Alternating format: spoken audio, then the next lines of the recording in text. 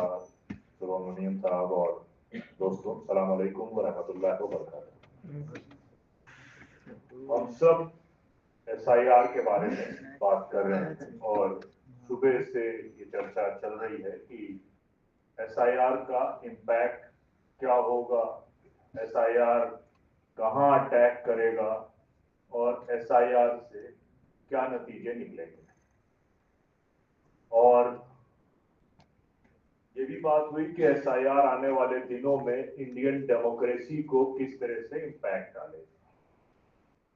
अब हम सबको ये बात पता है कि जब कभी भी पूरी दुनिया में फासिस्ट को ये लगता है कि इस इलेक्शन में वो वापस जाने वाला है, तो वो कमीशंस के जरिए, इलेक्शंस के जरिए दोबारा अपनी पॉपुलैरिटी को रिगेन कराता है और वापस आता है।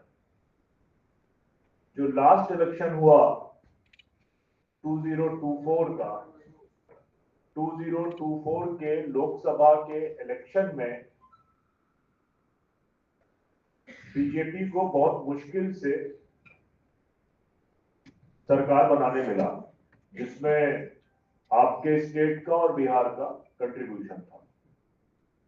लेकिन उन 240 सीट्स में जो एनडीए ने जीती थी या बीजेपी ने जो जीती थी वो सीट्स, उन सीट्स में हम सब का ये एनालिसिस था, शुरुआत की ही प्रेस कॉन्फ्रेंसेस में हम लोगों ने ये बात कही थी कि तकरीबन 60 सीटें ऐसी हैं जिसमें एडमिनिस्ट्रेटिव प्रेशर के जरिए डीएम को प्रेशर करके काउंटिंग में हेरफेर करी गई।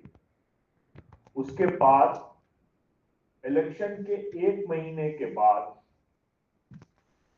ADR, association of democratic reform, जो जोकर साहब चलाते थे, जगदीप जोकर, जिनकी अभी कुछ दिन पहले डेथ हुई, और इस पूरे इलेक्टोरल प्रोसेस को इंडिया में सबसे अच्छे से कवर करने वाला ऑर्गेनाइजेशन वही था। ADR ने ये रिपोर्ट जारी करी कि 72 सीट्स पर बेईमानी के तहत काउंटिंग हुई है और जिसमें बीजेपी के लोगों को जिताया गया, और वो सीट्स के नाम भी दिए, और हम लोगों ने भी जो 60 सीट्स बोली थी उन सीट्स के नाम दिए गए। अब 240 में अगर 50 पकड़ लें आप, ना 60 पकड़े ना 72 पकड़े, आप 50 पकड़े, तो उसका मतलब ये होता है कि बीजेपी की सरकार नहीं बन रही थी। 190 सीट्स हो जाता है अगर हम 50 सीट्स पकड़ते हैं। उसके बाद लोकसभा के, पार्लियामेंट के इलेक्शन के बाद सबसे पहला इलेक्शन हरियाणा और महाराष्ट्र में हुए,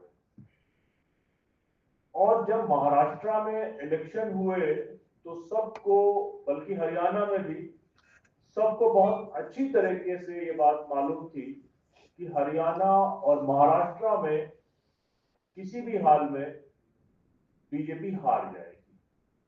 और ये हालत थी हरियाणा में कि हरियाणा के चीफ मिनिस्टर को उनको रिप्लेस करना पड़ा बीच टर्म में।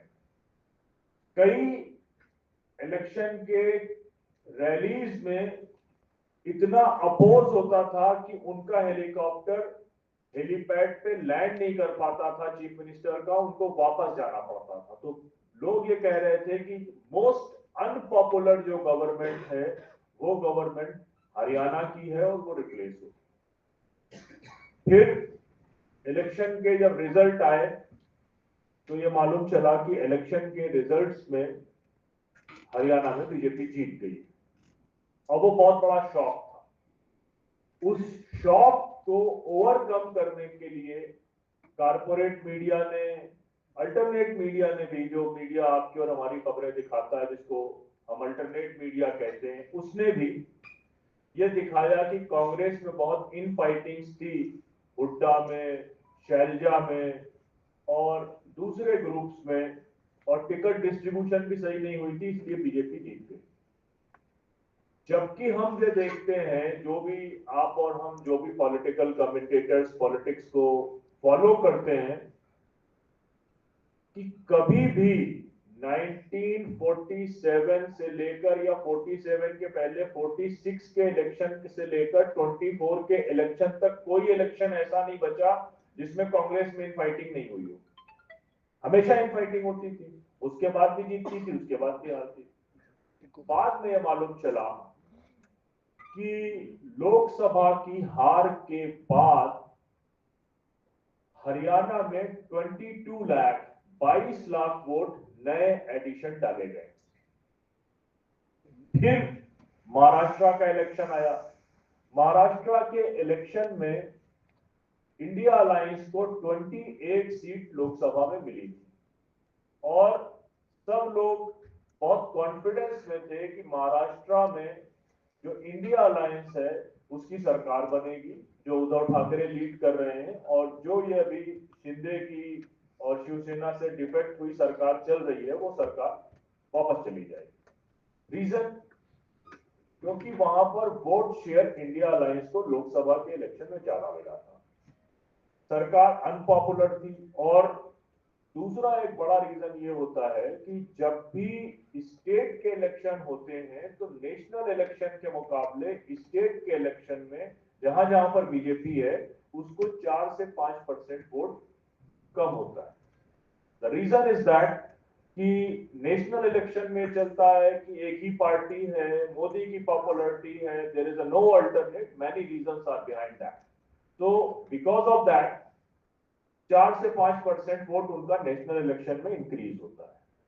तो everyone was very much sure about that कि इस बार बीजेपी वहां से आउट हो जाएगी। अब बीजेपी का महाराष्ट्र से आउट होने का मतलब यह है कि जो फाइनेंशियल कैपिटल है उन्होंने उसको लूज कर दिया।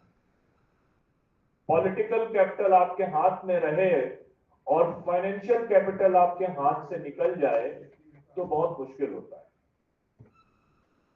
ये जो आपके स्टेट का इंपॉर्टेंस है वो इंपॉर्टेंस इसीलिए बनाया गया था कि अगर हमारे हाथ से महाराष्ट्र निकलता है तो महाराष्ट्र के फाइनेंशियल कंपनसेशन को हम रेड्डी लॉबी जो तेलंगाना और आंध्रा में है उसके जरिए फाइनेंस पूरा करेंगे। ये सारे पॉलिटिकल कॉम्बिनेशन चलते हैं। लेकिन जब महाराष्ट्र में सरकार बनी तो ये सब के लिए बहुत बड़ा शॉक था। हम सब के लिए शॉक था जो पॉलिटिक्स में ग्राउंड में काम करते हैं, कंपेन ड्राफ्ट करते हैं, लोगों के बीच जाते हैं, पॉलिटिकल पार्टीज को भी सब एडवाइस देते हैं। तो ये पता चला, अब आपको और हमको ये मालूम है कि जब भी कोई पार्टी जीतती है तो शाम तक उसके जीतने के बहुत ढेर सारे रीजन टेलीविजन चैनल दे देते हैं। देते हैं नहीं देते? जी, अरे बहुत तो भाई लग रहा है सो गए। ठीक है, और हारने के भी बहुत ढेर सारे रीजन दे देते हैं। तो सब लोग अपने मन को तसल्ली दे रहे थे कि वो लाडली बहना योजना हिट कर गई है। बीजेपी कांग्रेस में 4 मिनिस्टर्स चीफ मिनिस्टर अनाउंस कर दिए थे, तो सब लोग चीफ मिनिस्टर बनने में परेशान हो गए। तो मैंने थिंक कर दिया, बट एक्चुअल रीजन क्या था कि जो पिछला इलेक्शन हुआ था महाराष्ट्र, जो पिछला इलेक्शन महाराष्ट्र में हुआ था उससे और लोकसभा के इलेक्शन के बीच में टाइम टेन्योर का ड्यूरेशन था 4 ईयर 7 मंथ। कितना? 4 ईयर 7 मंथ लोकसभा इलेक्शन और पिछले असेंबली इलेक्शन में। तो लोग 4 ईयर 7 मंथ 4 साल 7 महीने में महाराष्ट्र में वोटर बढ़े थे 36 lakh, 36 lakh 4 year 7 month. That is accurate. जो इंडिया का पॉपुलेशन ग्रोथ है, जो दूसरे स्टेट का ग्रोथ है, जो दूसरे स्टेट का एडिशन है, according to that it was perfect. 36 lakh in 4 year 7 month. अब आपसे मैं सवाल करता हूं कि अगर 4 ईयर 7 मंथ में 36 लाख वोट इंक्रीज हुए थे तो 5 मंथ में कितने होने चाहिए? 5 महीने में कितने होंगे? 4 साल 7 महीने में 36 लाख, तो 5 महीने में कितने? अंदाजा लगाइए, आप लगाइए पीछे से। 5 लाख। ठीक है, आप इमेजिन ही नहीं कर सकते क्योंकि झूठ की और बेईमानी की कोई लिमिट नहीं है। 5 महीने में 48 लाख जी। 4 years 7 months 36 lakh votes have been increased, and in just 5 months the duration, 48 lakh vote have been increased. And that 40 lakh votes increase उन 12,500 पोलिंग स्टेशन में वोट बढ़ाया गया जहां पर बीजेपी हारी थी लोकसभा। तो नतीजा क्या होना था जी? बीजेपी की सरकार बननी थी। उनका चीफ मिनिस्टर का जो सीट है देवेंद्र फडणवीस का नागपुर साउथ, वहां पर 29,000 वोट बढ़ाए गए और 27,500 वोट से वो जीतकर आ गए। अब अगर इसको पूरा हम कॉन्सेप्चुअलाइज करें तो ये समझ में आता है कि बीजेपी को 2000 लोकसभा 24 में ये समझ में आ गया था कि देश की जनता उनके खिलाफ है 100%। और उस देश की जनता के खिलाफ होने पर एक बार तो एडमिनिस्ट्रेशन से बेईमानी कराई जा सकती है, लेकिन बार बार मैनिपुलेशन एडमिनिस्ट्रेशन एसआईआर इसलिए पैदा किया। एसआईआर कभी भी इंडिया में आज तक नहीं हुआ है। जो आपसे कहते हैं कि 2002 में हुआ था, 2003 में हुआ था, that was intensive report, not special intensive report, क्योंकि उसी लिस्ट में आपने चीजें सेट करी थी घर घर जाके। इस बार तो आपने पुरानी लिस्ट को माना ही नहीं, जिस लिस्ट कोई वैल्यू नहीं है, रखी की टोकरी के बराबर। अब पहले हम ये फॉर्मेट समझ लेते हैं, फिर हम उसके इनपुट्स पे डिस्कस करेंगे। आप लोग लीडर्स लेवल के लोग हैं तो फॉर्म को हम बाद में बात करेंगे और फिर उसको ऑनलाइन भी देख लेंगे। तो 3 चीजें इंट्रोड्यूस करी गई हैं। सिस्टर यहां बात कर रही थी, मैं उसी को आगे बढ़ा रहा हूं। पहली है एरिया इशू कर रही है। हमने जो डेटा निकाला वो सरकार की वेबसाइट से निकाला, तो सरकार को खुद ये मालूम है कि जिन 11 पेपर्स की वो बात कर रही है वो सब मिलाकर बिहार की 30% पॉपुलेशन के पास है, 70% के पास पेपर ही नहीं। Then we went to the Supreme Court and said to the Supreme Court कि approximately 97% और 100% people are having the आधार। हम ये भी मान रहे हैं कि भाई आधार नहीं हो तो आप किसी को कंसीडर मत करो। तो वहां पर इलेक्शन होने की वजह से ये भी एक डर था, जिसको हम लोगों ने पॉलिटिकल पार्टी से भी बात करी कि पॉलिटिकल पार्टी कहीं इलेक्शन का बाइकआउट नहीं करे। तो इसकी वजह से उन्होंने आधार को एक्सेप्ट कर लिया एज अ डॉक्यूमेंट। लेकिन बाकी जगह उन्होंने क्या कहा है, बाकी जगह उन्होंने क्या कहा है कि आधार जो है वो किसी भी हाल में एक्सेप्ट नहीं किया जाएगा। तो अब बाकी जगह जब शुरू किया गया या बिहार में ही डिस्क्रिमिनेशन कैसे है, मैं उस पर बात कर देता हूं, वक्त तेजी से गुजर रहा है। तो डिस्क्रिमिनेशन ऐसे है सर कि मुसलमानों की जो पॉपुलेशन है बिहार में वो है 13 से 14% के बीच में। तो सबके अगर कोई भेदभाव नहीं हो तो मुसलमान जो डिलीट हुए लोग हैं 41 लाख, उसमें मुसलमानों का कितना परसेंट होना चाहिए जी? जितनी आबादी उतना ही होगा ना, जितनी पॉपुलेशन है उतना ही हमारा परसेंटेज होगा। But the population is a 13% and the Muslim names which have been deleted from the Bihar SIR is 33%. More than double. 14% is the population and 33% names have been removed. तो इसका मतलब ये है कि ये बहुत आसान तरीका है कि मोहम्मद, अब्दुल, अहमद, लतीफ, रफीक, ये सब नाम की एक लिस्ट बनाओ और उसको फिल्टर लगा दो कि ये नाम उड़ जाए, आसानी से हो जाएगा। यही काम क्रिश्चियंस वोट के साथ भी बहुत आसानी से किया जा सकता है कि नहीं किया जा सकता। तो ये डिस्क्रिमिनेशन हुआ। अब एक हंगामा ये मचाया गया बिहार के इलेक्शन के टाइम पे कि बांग्लादेश से बहुत ढेर सारे लोग आ रहे हैं। आप लोगों को यकीन होता था कि नहीं होता? सही बताइएगा, फिर मैं अपना पॉइंट आगे रखूंगा। यकीन होता जी, यकीन था। हाँ। एग्री?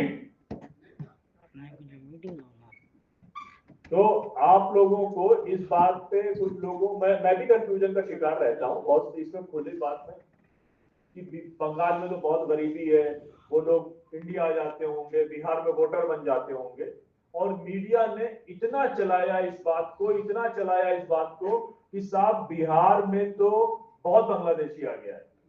हम कहते हैं ठीक है, बिहार का पर कैपिटा इनकम 5,600 रुपीज है। कितना है? 5,600। और जिस इलाके में सीमांचल के जिस इलाके में ये कहा गया था कि मुसलमान बहुत आ रहा है बांग्लादेश से, यानी कि पूर्णिया, कटिहार, किशनगंज, ये जो इलाके हैं, अररिया, मुस्लिम कंसंट्रेटेड, इस पे इल्जाम था। इन इलाकों per capita income per month 2,800 rupees है। बिहार की कितनी है? 5,600 per capita income per month. एक महीने में एक आदमी की आमदनी 5,600 टका, ठीक है। और सीमांचल में कितनी है? 2,800। बांग्लादेश में कितनी मालूम है आपको? 16,700। तो 16,700 पर मंथ कमाने वाले इलाके से आदमी आएगा? तो झूठ कौन बोल रहा है? मीडिया बोल रही है। फिर दूसरा झूठ ये बोला गया कि यहाँ पर आधार कार्ड बहुत इशू हुए। उन्होंने कहा आधार कार्ड पॉपुलेशन 100 लोगों की है, आधार कार्ड 115 लोगों के इशू किए गए। खूब चला। सीमा किशनगंज में 115 लोगों के आधार कार्ड हैं, 110, यानी कि 10% पॉपुलेशन फर्जी हो गई।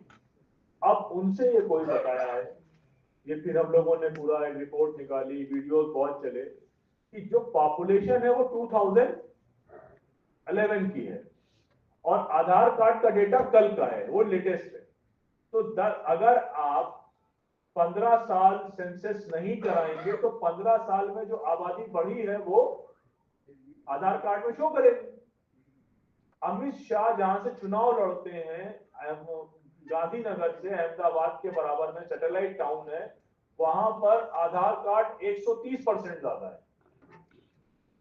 तो अब ये नैरेटिव की कोई बात नहीं करता। मैं इसलिए सब कहानियां समझा रहा हूं कि जब आपके यहाँ आंध्र प्रदेश में एसआईआर आएगा, उसको जस्टिफाई करने के लिए, उसको सेट करने के लिए इसी तरह की स्टोरीज आपको सुनाई जाएंगी ताकि आप उस आर्गुमेंट को बाई कर लें। अब इस वक्त जो कियोस की सिचुएशन है वो बहुत सारे स्टेट में एसआईआर के कारण है।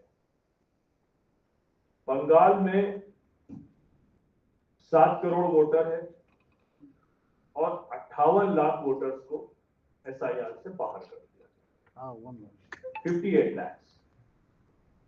और इसमें भी क्या मसला हुआ वो समझ लीजिए कि 58 लाख जो बाहर किए गए, तो ये शोर मचाया जा रहा था कि मुस्लिम इलाकों में बहुत ज्यादा लोग बंगाल से आ रहे हैं, वही जो बिहार में चल रहा था।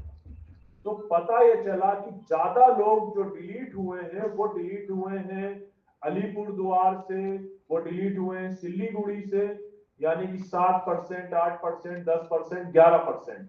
और जो मुस्लिम इलाके थे वहां से 1 से 2% के अलावा डिलीशन ही नहीं हुआ। जब वहां से डिलीशन नहीं हुआ तो फिर एक नई थ्योरी निकाली गई है, वो थ्योरी है फॉर्म 7 की। फॉर्म 7 में एक आदमी, प्रोसेस समझ लीजिए, एसआईआर हुआ, आपको टाइम लिमिट तक अपने पेपर्स अपने बीएलओ को देने हैं। बीएलओ आपके पेपर देखेगा, वो आप बीएलओ को भी दे सकते हैं और ऑनलाइन इलेक्शन कमीशन की वेबसाइट पे भी दे सकते हैं। इन 11 पेपर्स में से एक पेपर चाहिए, और अगर आपके पेरेंट्स का, आपका नाम 2003 या 2 वाली लिस्ट में हुआ तो किसी पेपर की जरूरत नहीं है।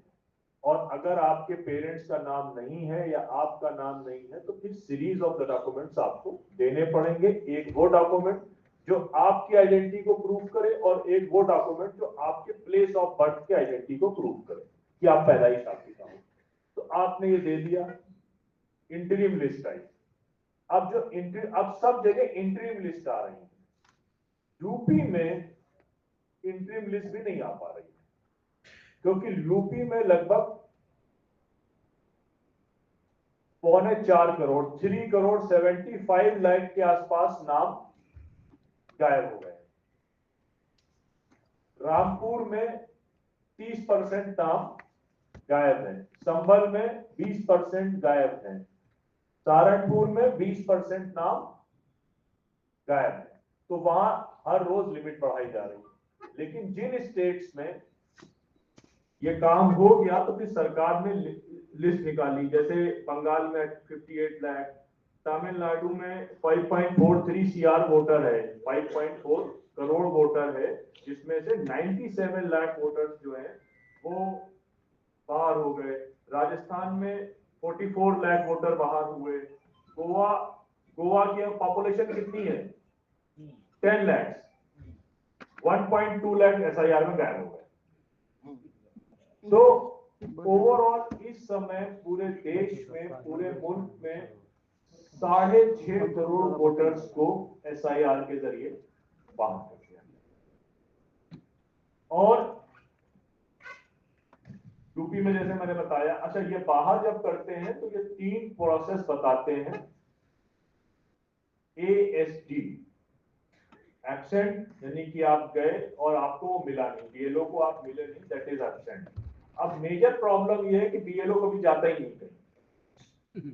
वो गांव के पंचायत भवन में बैठा होता है, शहर में किसी कारपोरेटर के घर पे बैठा होता है, वहीं से सब पता करके और वो एब्सेंट कर देता है। दूसरा है S, शिफ्टेड, वो कहेगा अभी यहां रहते थे और वो अब कहीं और चले गए, पहले गुंटूर में रह रहे थे, पहले कहीं और रह रहे थे, अब वो विजयवाड़ा में शिफ्ट कर गए, वाइजैक में शिफ्ट कर गए, तो that is shifted. Third is death. तो ASD का फॉर्मूला यहाँ पर चल रहा है, जिसके तहत यूपी में 3.7 करोड़ के आसपास लोग हटाए गए हैं और टोटल 6 से अबव वोट्स हटाए गए। तो इस पूरे प्रोसेस में पहले BLO से आप मिलेंगे, आप अपने पेपर देंगे, पेपर में आपको कोई दिक्कत आती, हम लोगों ने क्या किया जो आप कर सकते हैं, आप थोड़ा एक्शन ओरिएंटेड बात करिए। हम लोगों ने क्या किया कि जैसे ही ये SIR का अनाउंसमेंट हुआ तो हम लोगों ने कॉल सेंटर्स अनाउंस किए अलग अलग सेटअप के जरिए, जिसपे टेलीफोन पे किसी आदमी को उसका बूथ नहीं मालूम है, उसके पेरेंट्स का नाम था कि नहीं था उस लिस्ट में, कौन से पेपर चाहिए, क्या उसके BLO का नंबर है, कौन सा उसके बूथ में BLO रहेगा, वो सारी चीजें काफी चेंज हो जाती हैं। तो वो टेलीफोन नंबर पे इलेक्शन कमीशन की वेबसाइट से हमारे ट्रेन किए हुए बच्चे नई उम्र के वो फोन जो नंबर आप सर्कुलेट करते हैं वो रिसीव कर लेते हैं और उसमें उन चीजों को देखकर उसकी फॉर्म बनाने में हेल्प करते हैं। फिर सपोज करिए दूसरा प्रोसेस ये है कि उन्होंने कहा कि ये आपको नोटिस इशू हो गया या आपका नाम नहीं आया। जब आपका नाम नहीं आया तो फिर आपको फॉर्म 6 भरना होगा, या फिर आपको नोटिस आया है तो आपको वहां पर अपने पेपर्स लेकर जाने होंगे। तो इस वक्त जो सबसे ज्यादा चैलेंजेस नॉर्थ के स्टेट में आ रही है कि लोगों को नोटिस आ रहे हैं। बंगाल में कुछ कुछ असेंबली में 70% तक नोटिस आ रहे हैं। अब होता क्या है कि आप यहाँ लाख खुश रहिए कि मैं विजयवाड़ा में बैठा हुआ हूँ, जहाँ पर बाबू की सरकार है, मोदी की सरकार नहीं है, डायरेक्ट है। नोटिस इलेक्शन कमीशन के सॉफ्टवेयर से आते हैं, वो सॉफ्टवेयर कहाँ है? दिल्ली में।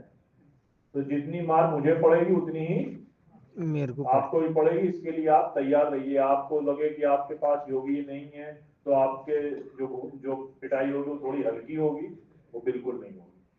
ठीक है, तो वो नोटिसेज आते हैं, उस नोटिस में फिर आपको उस नोटिस का जवाब देना होगा। हम लोग ज्यादा भरोसा इलेक्शन कमीशन की वेबसाइट पे भी करते हैं, क्योंकि वेबसाइट में ये रूल है कि इलेक्शन कमीशन की वेबसाइट पे अगर कोई क्वेरी डाली जाएगी तो उस क्वेरी का जवाब देना इलेक्शन कमीशन की रिस्पॉन्सिबिलिटी।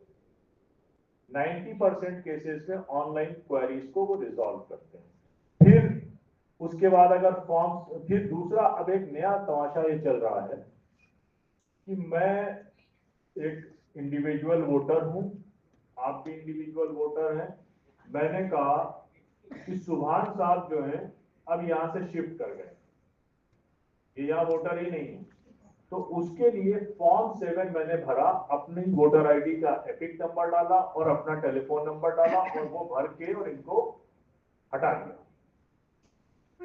ये एक बहुत बड़ी तादाद में फॉर्म 7 हो रहा है, जिसमें बीजेपी के कार्यकर्ता या दूसरी पर्टिकुलर पार्टी के कार्यकर्ता किसी भी वोटर को हटाने के लिए वो फॉर्म 7 भर के डाल दे रहे हैं।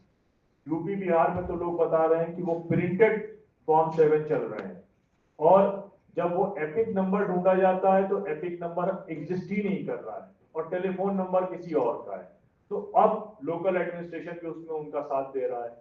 तो एक बड़ी तादाद जो है वो वोटिंग राइट से अपने रिमूव हो रही है, और वो रिमूव इसलिए हो रही है क्योंकि उसमें फॉर्म पहले वो एसआईआर से नाम हटाते हैं, नाम आ गया तो नोटिस में डाल देते हैं, नोटिस में डालते हैं तो जो है फिर नोटिस के बाद आपको उसमें डाउटफुल में डाल सकते हैं, डाउटफुल में डालने के बाद फिर जो है आपको फॉर्म 7 से हटा सकते हैं। तो ये 3-4 प्रोसेस है जिनमें उनके पास में हटाने का राइट है। अब बहुत सारी चीजें तो मैंने बताई आपको, लेकिन एक दूसरा जो सबसे बड़ा प्रॉब्लम है, वो प्रॉब्लम ये है कि जो ये ऑर्डर जून में इलेक्शन कमीशन ने पास किया, उस ऑर्डर का ऑर्डर नंबर 11 का पॉइंट नंबर बी ये कहता है कि किसी भी बीएलओ को, अब बीएलओ कौन है, बीएलओ आंगनवाड़ी है, बीएलओ स्कूल टीचर है, बीएलओ गवर्नमेंट का छोटा एम्प्लॉई है, उसको ये राइट हासिल है कि आपके पेपर को देखने के बाद वो ये कह सकता है कि आपके पेपर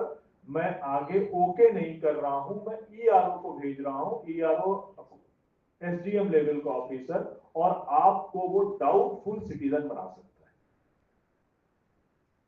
अब हम ये कहते हैं कि इलेक्शन कमीशन का सिटीजनशिप से कोई राइट, कोई कनेक्शन नहीं होना चाहिए। इलेक्शन का काम इलेक्शन कराए, सिटीजनशिप देने का होम मिनिस्ट्री का है। लेकिन इन्होंने इस ऑर्डर के जरिए एक बीएलओ लेवल के ऑफिसर को इतना इंपावर कर दिया है कि वो किसी भी सिटीजन की शनाख्त, सिटीजनशिप डाउटफुल कर सकता है। और ईआरओ को वही ऑर्डर का ये 11 भी कहता है कि कोई भी ईआरओ किसी को फॉरनर क्लियर कर। अब हम एनआरसी सीए का विरोध क्यों कर रहे थे, क्यों उसका अपोज कर रहे थे कि एनआरसी सीए से किसी भी इंडियन सिटीजन को फॉरनर बनाने का प्रोसेस था।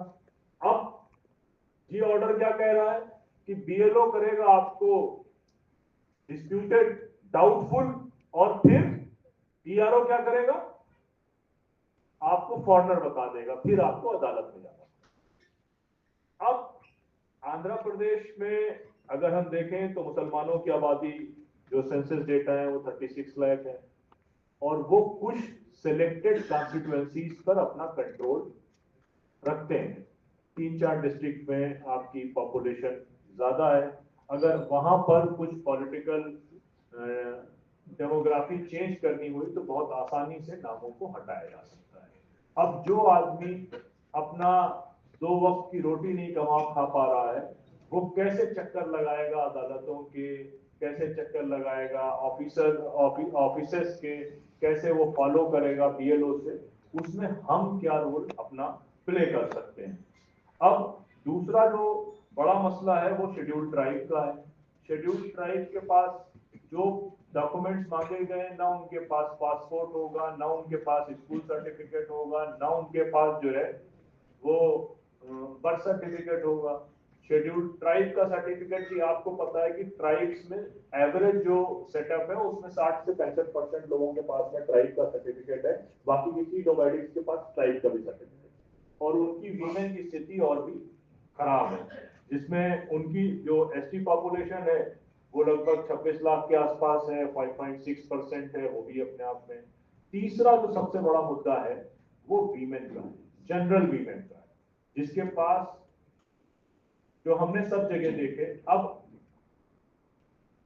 20 साल पहले किसी औरत की शादी हो गई, अब वो अपने बाप के घर से जाके अपने फादर का प्रूफ लेकर आए कि वो इंडियन है, और भाई इसलिए पेपर नहीं दे रहा कि पेपर दे देंगे तो कहीं प्रॉपर्टी का मुकदमा नहीं करते।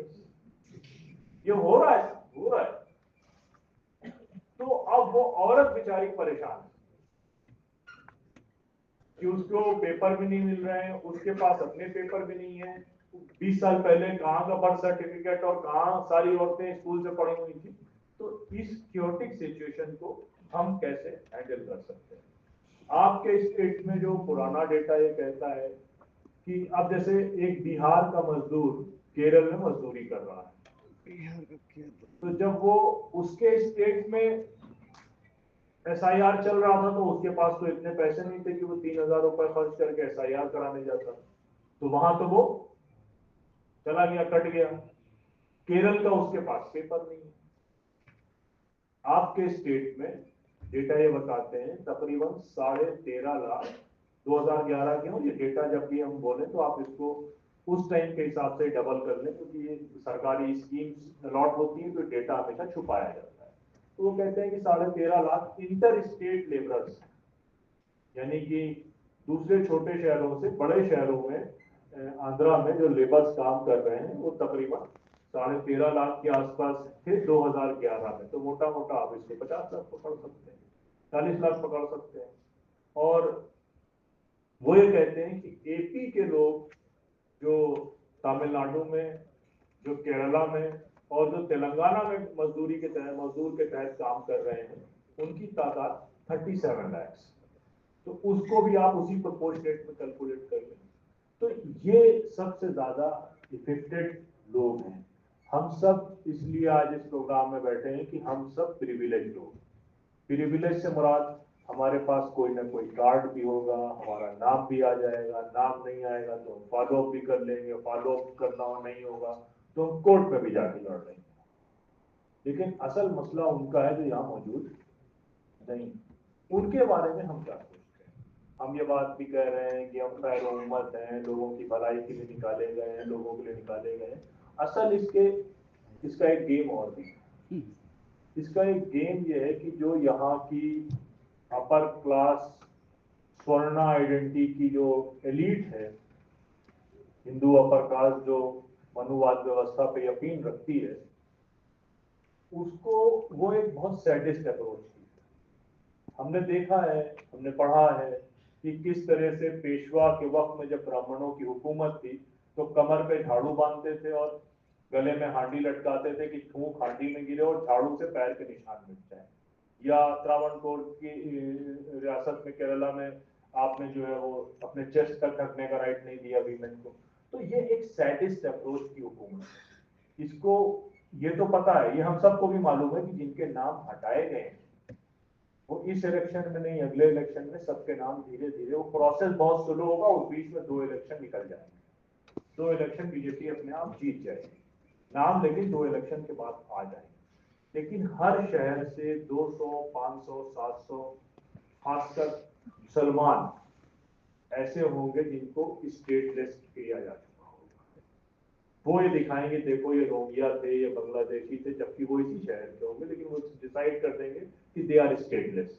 और फिर उनका कोई राइट नहीं होगा, उनकी बच्चियों के साथ, उनके साथ जो सुलूक होगा, जो सुलूक रोहिंग्यास के साथ पूरी दुनिया में हमने देखा। तो ये कोई आने वाली पिक्चर है जिसपे हम कितना इंटरवीन कर सकते हैं। हम क्या यहाँ पर जब SIR होगा तो कुछ हम अपने आप में फाइनेंशियली कंट्रीब्यूट करके 10 लोगों की टीम बना के कुछ 2-3 नंबर को पूरे स्टेट में घुमा सकते हैं। कुछ ऐप बेस हम लोग पीछे से सपोर्ट करेंगे। हम लोग एक ऐप बेस चलाते हैं, जैसे ही कोई हमें कॉल करता है, एपिक नंबर डालते ही इलेक्शन कमीशन का डेटा खुल जाता है, हम उसमें एंट्री करते हैं। तो हमारे इंटरवेंशन क्या होते हैं? ये बात तो आप सब समझ गए कि SIR क्या है। अब समझने के बाद असल मरहला ये है कि इस पूरे प्रोसेस में हमारी एक जिम्मेदार शहरी होने के नाते हमारा रोल क्या हो, हमारी जिसको कहते हैं हमारी भूमिका क्या होगी, हम क्या कर सकते हैं। हम अपना तो बच जाएंगे, लेकिन वो लोग जो अपना बचाव नहीं कर सकते हैं उनके लिए क्या कोई हम डिफेंस मैकेनिज्म खड़ा कर सकते हैं? जवाब दीजिए। असल हमारी जिम्मेदारी यही है कि वो लोग जो हाशिए से नीचे हैं, जो लोग पॉवर्टी लाइन से नीचे हैं, जिन लोगों को समाज ने इंसान नहीं समझा है, उनके साथ हम खड़े हैं कि नहीं। और यही आपके अखलाक का असल तकाजा है। हम अपने लिए तो ठीक है, अपना तो हमारा भी हो ही जाएगा, हमारा हमारा भी नाम आ जाएगा, मेरे पास भी पेपर है, मेरे फादर के पेपर है, लेकिन मैं आपके बीच यहाँ इसलिए मौजूद हूँ कि क्या हम लोग कोई एक ऐसा मैकेनिज्म मिलकर बना सकते हैं उन लोगों को साथ में रखकर जो लोग इस चीज को देख चुके हैं, जहां पर ये एक्सपीरियंसेस हो चुके हैं। फिर आखिरी में सुप्रीम कोर्ट में मैं भी पार्टी हूँ SIR के मैटर। और अगर हमें कुछ ये लगेगा, जैसे मैं आप यहाँ आने से पहले जब मैं वहां बैठा था तो 24 परगना एक डिस्ट्रिक्ट है, वहां पर एक सरांच करके एक जगह है, वहां पर उन्होंने 5400 मुसलमानों को ERO ने फॉरेनर डिक्लेयर कर दिया। अब मैं उनसे यही बोल रहा था कि तुम एफिडेविट तैयार करो, हम प्रशांत भूषण से बात कर लिए हैं और ये वाला केस हम उनके जरिए सुप्रीम कोर्ट में फाइल कर देंगे। तो हम वहां तक आपको ये वादा करते हैं कि लास्ट रिफ्यूट तो सुप्रीम कोर्ट है, जहां पर ये